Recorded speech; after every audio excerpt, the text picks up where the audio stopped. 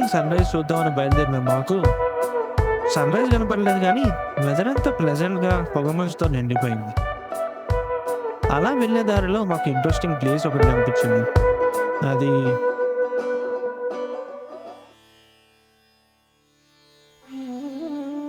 తూర్పుగోదావరి జిల్లాలోని కుండలీశ్వరం అని ఒక క్షేత్రం ఉంది.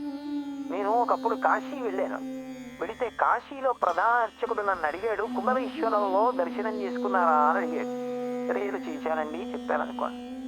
చాలా మంది కుండలీశ్వరం చూడకుండా కాశీ వస్తారు ఎందుకండి? ఆయన అన్నాడు, కాశీలో ఉన్న మేము కుండలీశ్వరం దర్శనానికి వస్తాం, అక్కడ ఉన్న వాళ్ళు కుండలీశ్వరం దర్శనం చేయకపోతే ఎలా? మార్కండేయ స్థుతిలో చంద్రశేఖరాష్టకంలో ఉంది కుండలీశ్వరుడి గురించి. కుండలీకృత కుండలీశ్వర కుండలం వృషవాహనం నారదాది మునీశ్వర స్తుత అని మార్కండేయుడు స్తవం చేశాడు. ఇప్పటికీ శివలింగం యొక్క పైభాగం మకర కుండలం ఎలా ఉంటుందో అలా ఉంటుంది. అందుకు కుండలీశ్వరం.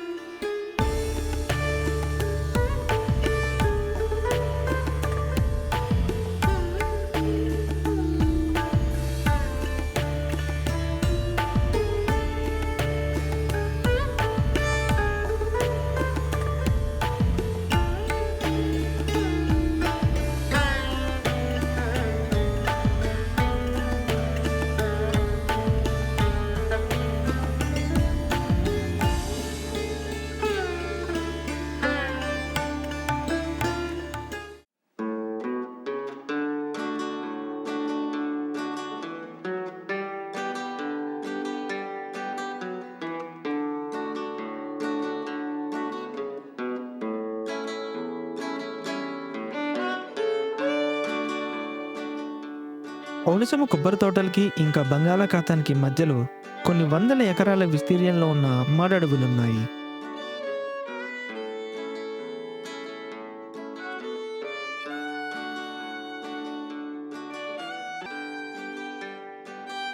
సముద్రం నుంచి వచ్చే సునామీలు, తుఫాన్లు లాంటి పెనుముప్పుల నుంచి కోనసీమను కాపాడుతున్నాయి.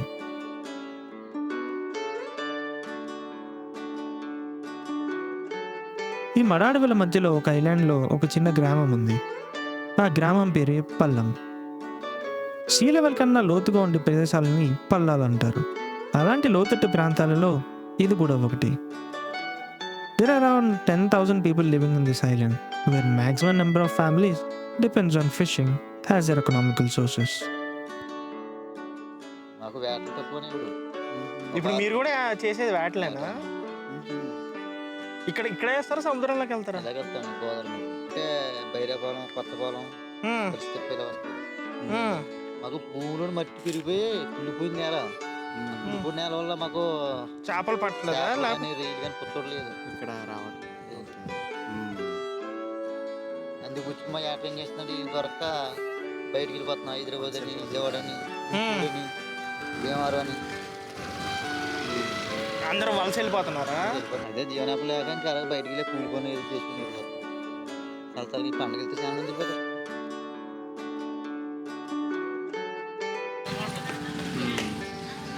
దీని పేరేంటండి?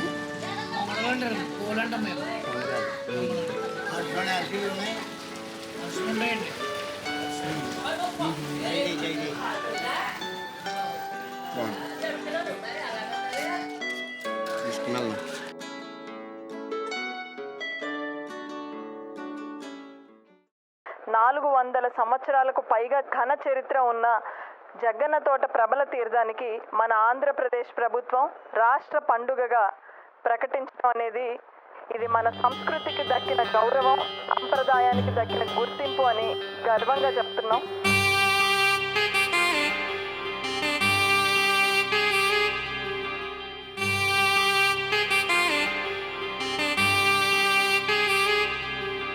కొన్ని వందలేళ్లుగా జరిగే ఒక సాంప్రదాయం.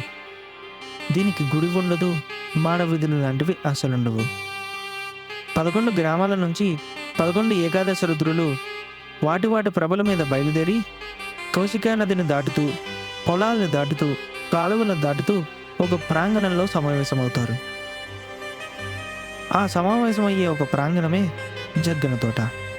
ఈ ప్రక్రియని జగ్గన తోట ప్రవర్తితం అంటారు.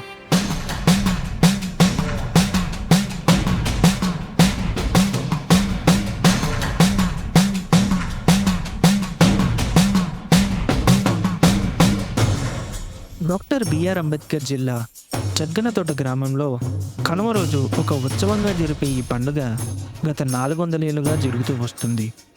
జగ్గనతోట చుట్టూ ఉన్న 11 గ్రామాల నుంచి 11 ఏకాదశ రుద్రులు బయలుదేరుతాయి. ఆయా గ్రామాల వాళ్ళు ఆయా రుద్రులని స్వయంగా తమ భుజాల మీద పెట్టుకుని ఊరేగిస్తూ వస్తారు. దారిలో పొలాలు, కాలువలు కానీ వీళ్ళకి అడ్డం రావు. రగుల దిగిన పొలాలలో మంచి పంటలు పండుతాయని వాళ్ళ నమ్మకం. ఈ 11 గ్రామాల నుంచి వచ్చే ఏకాదశ రుద్రులు ఇక్కడికి చేరి లోక కళ్యాణం కోసం సమావేశమవుతారని ప్రసిద్ధి.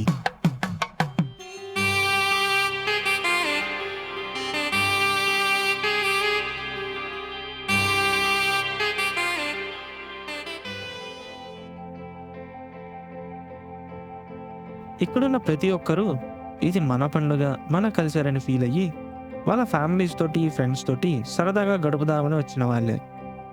కానీ ఇక్కడున్న కొంతమందిలో వాళ్ళ పిల్లలు కానీ లేదా వాళ్ళ మనవళ్ళు సంవత్సరానికి ఒక్కసారి వచ్చే పండగకి కూడా రాలేక ఎక్కడో ఎవరో కూడా తెలియని సిటీలో కష్టపడుతూ ఉండిపోతున్నారు. అసలు ఈ సంవత్సరం మొత్తం కష్టపడి సంక్రాంతికి మాత్రం ఇంటికి వెళ్ళాలనే సిచ్యువేషన్ సడన్గా వచ్చింది కాదు. 2 to 3 డికేడ్స్గా తిరుగుతూ వచ్చింది. చదువు కోసమని, జాబ్ కోసమని, బిజినెస్ కోసమని, డబ్బులు సంపాదించడానికి, బ్రతుకు తెరువు కోసం ఊరు నుంచి సిటీకి వచ్చి సెటిల్ అయ్యి ఇప్పుడు జాబ్స్ కోసం, అప్పుల కోసం, ఈఎంఐల కోసం ఇంకా అలానే కష్టపడుతూనే ఉన్నారు. I mean, if you have the privilege to go to your home town and meet your family, you are the lucky one. Trust me, I'm more than happy for you. But if ఈ year కూడా ఫినాన్షియల్గా struggle అవుతూ ఇంటికి వెళ్తే ఇంకా ఖర్చులు పెరుగుతాయని అక్కడ అందరూ హ్యాపీగా ఫ్యామిలీతో టైం స్పెండ్ చేస్తున్నా, you choose not to and put on the extra effort to get your finances in place and sacrifice your happiness for your family wellness. Famous story teller Zakir Khan యొక్క poem will sum up this context and it goes like, बस का इंतज़ार करते हुए metro में खड़े खड़े, बस का इंतज़ार करते हुए मेट्रो में खड़े खड़े, रिक्शा में बैठे हुए गहरे शून्य में क्या देखते रहते हो, गुम सा चेहरा लिए क्या सोचते रहते हो, क्या खोया क्या पाया का हिसाब नहीं लगा पाए ना इस बार भी, घर नहीं जा पाए ना इस बार भी.